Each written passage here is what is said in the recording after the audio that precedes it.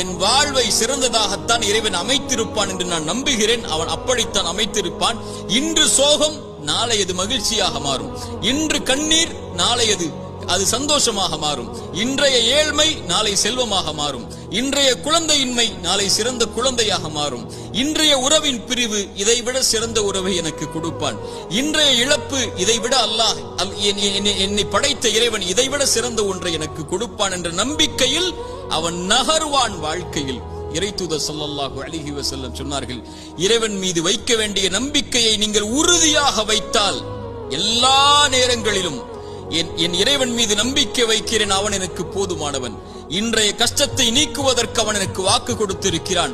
அவனுடைய பாதையில் நான் முன்னேறுகிறேன். அவனை நோக்கி இந்த கஷ்டத்தையும் இந்த சிரமத்தையும் இந்த இருளையும் இந்த சோகத்தையும் என் இறைவன் நீக்குவான். அவன் நாடிய போது இதைவிட சிறந்த ஒன்றை எனக்கு கொடுப்பான் என்று இழப்புகளையும் நஷ்ட